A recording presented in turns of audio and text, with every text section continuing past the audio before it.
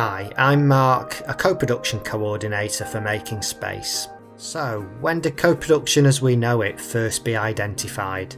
Let's chat to our CEO, Rachel.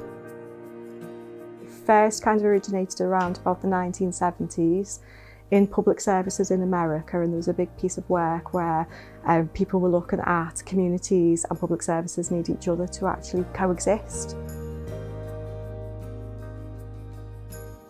When that happened around the same time in the UK, there was a piece of work done by the King's Fund, and that piece of work was looking at relationships between patients and doctors in hospitals, and again very much talking about this system only exists because there are two equal partners in the system. There was this move for social care and healthcare to be a marketplace, a little bit like going to Asda or to Tesco's to buy your milk and your cheese, and people forgot that there were people involved on both parts. So sort of late 80s, early 1990s, co-production disappeared. And I think thankfully, because of the movement for people who have a disability or for people with mental health conditions who wanted us to look at a social model of support for them rather than a medical model, co-production came back again and became something that we all talked about a little bit more. There is in the Care Act a statutory responsibility for organisations like us who deliver public services to ensure that co-production takes place in our services. When you're having services delivered to you, there is a power relationship there, and we've all been in public services where maybe we felt like we're being spoken to the way we would prefer not to be. Making It Real was introduced by Think Local Act Personal, and the framework helps services to improve based on perspectives of people accessing services. Making It Real welcomes people to not just sit down and answer questions, and again, it go back to that kind of transactional way of working.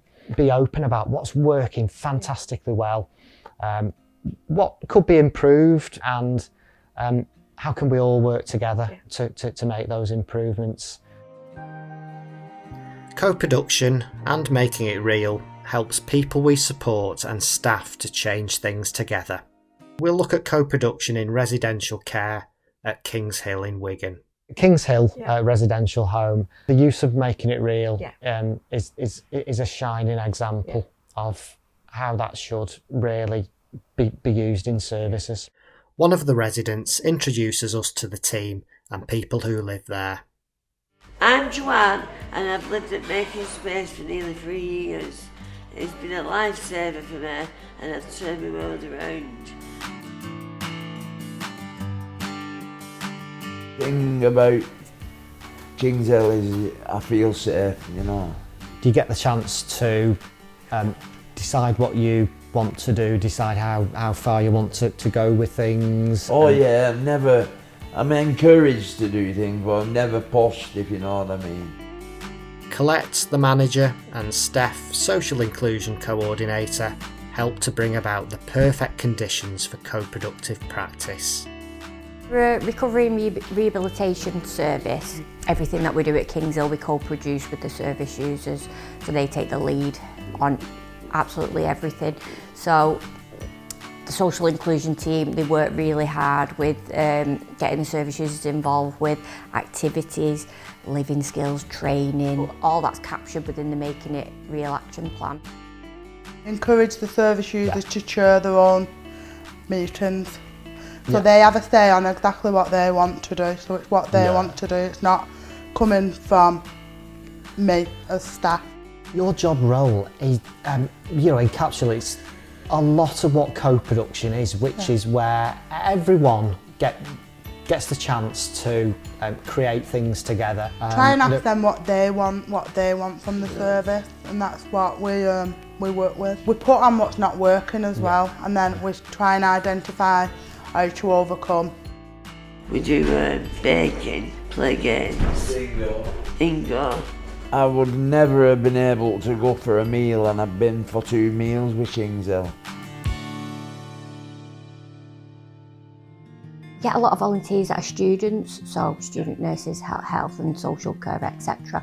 So we support them, we do an induction with them when they come to Kings Hill, like we would with any staff member. I've been with the social inclusion people, so they've been offering activities for obviously the service users, and I've been reviewing care plans as well, which I think is like really, really interesting.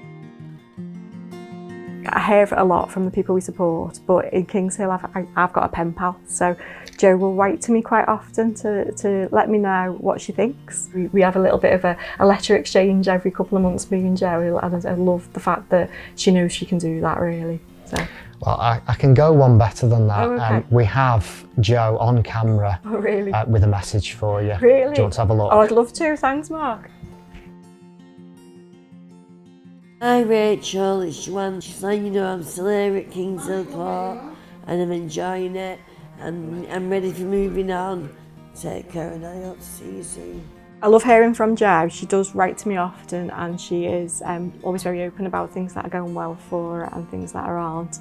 Moving on's worrying for her and she'll tell you about that, and you know what we're trying to do is that bit about share power and kind of give her all of the knowledge and the skills that she needs to achieve absolutely what she will achieve in life.